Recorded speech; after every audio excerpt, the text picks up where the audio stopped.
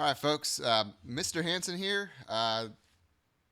Ready for the next part of working with CAD. So we've kind of progressed from working with like a 2D sketch. We looked at some tools for taking that 2D sketch and turning it into a three-dimensional part. What we're going to look at next is something called an assembly. An assembly is, at least when we're talking about CAD, is where we take those three-dimensional parts and we can put them together to create more complicated mechanisms.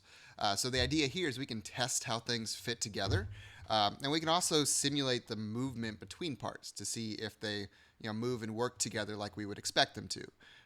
Now, the reason we want to do this in CAD is that it's really, once you get good at it, quick and cheap and relatively easy to build and test things out using a computer-aided design tool.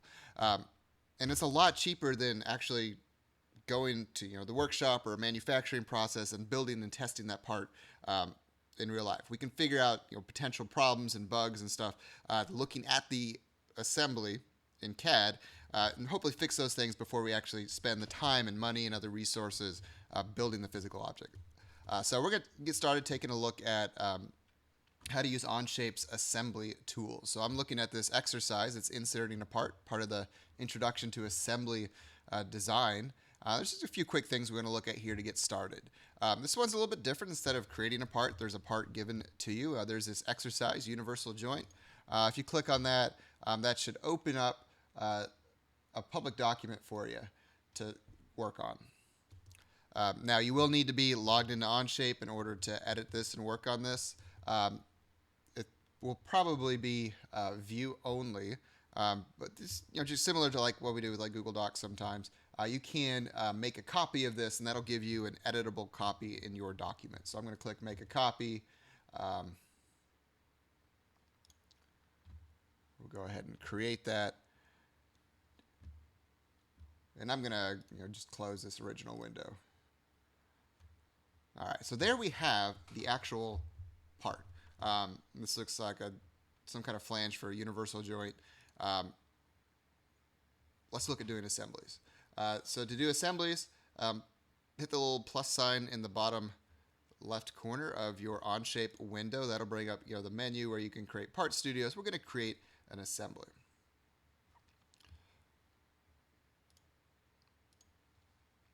All right. First thing before you can start assembling different parts is to actually have a part to work with. So I'm going to go up to this insert menu here, and that'll give me a list of all the parts that are available in my document, the stuff that I've created in different part studios. There's a couple other things here. You can create an assembly and use it in other assemblies. So you'll see a tab here that says assemblies. You can also access public documents. You can access shared documents. You can, like here, if I find the public library, here's all the most recent parts that people who use Onshape have created. You can insert those directly into your assembly. But I'm going to stick with what we're doing here. To insert a part, click the part that you want, and over in the workspace, you can click, and it will insert that part. And you can, if you end up needing it for different reasons, insert multiple versions of the same part.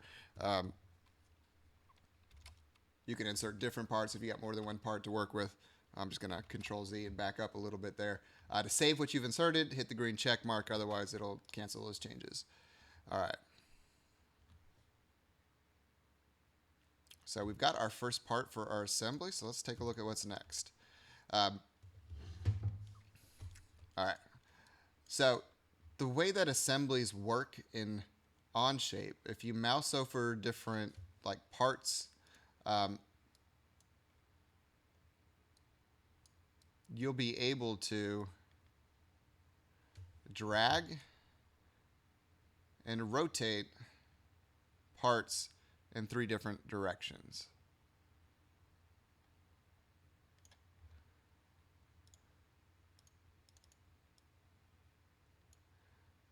And so we can also relocate the center point, create an offset. And so let me just do that again. Let me click this part. I'm going to click that origin. There we go. So you see that little circle thing that pops up in the middle. That's what's called a make connector. And it's going to be the parts of our piece here that can be connected to other parts. And so you can click and drag and change where that make connector is.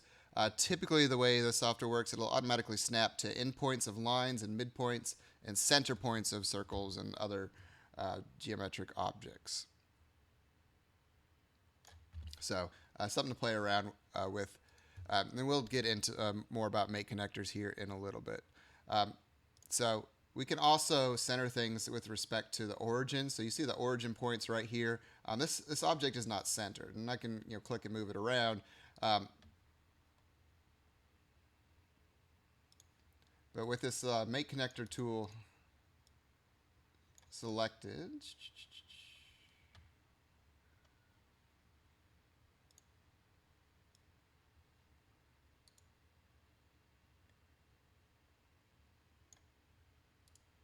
see if I can, there we go. So right-clicking that center point, I can go up to move to origin, and that'll move my piece so that it's centered in my screen. It's a good idea to have some point or piece of your assembly reference to the origin just to keep things located correctly. So we can also change the alignment of objects. So we have our X, Y, and Z axes. If you want this to be pointed a particular direction, you can click one of these lines, right click, and you can align it either pointing in a certain direction or pointing in a kind of the opposite direction. So I'm going to align this with the Z axis, and that's going to rotate things around. So if, for example, I wanted this thing, this to be the front face, this to be the top view, that'll align my object like that. And so depending on how you're building your part, you may want to align it different ways. All right.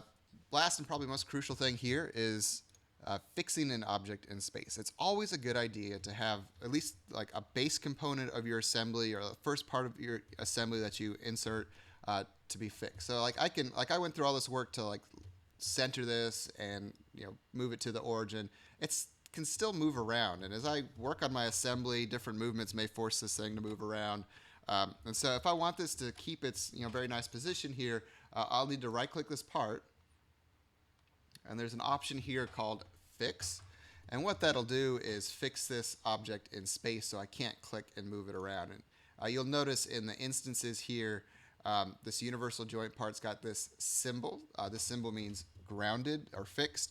And it means you can't move this, which is going to be great because I don't want this particular part, which represents the base of my universal joint, to move around as I add stuff to this and start to simulate different types of movement.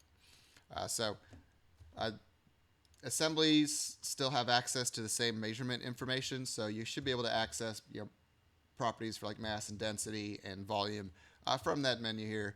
A pretty quick and easy way to check your work. So for example, if I got to make sure my part's selected if I want to figure out the mass of this. Moments of inertia is kind of an important thing when we're talking about things that can rotate, like most joints, when we talk about them as a mechanism, are able to rotate, and we probably will look at that in a little more detail probably next year once you guys have some physics under your belt. But quick, easy way to check and see if you got the right orientation, like the direction said, is that your moments of inertia will have the correct X, Y, and Z values. So double check that, self-check yourself, see if you got that figured out.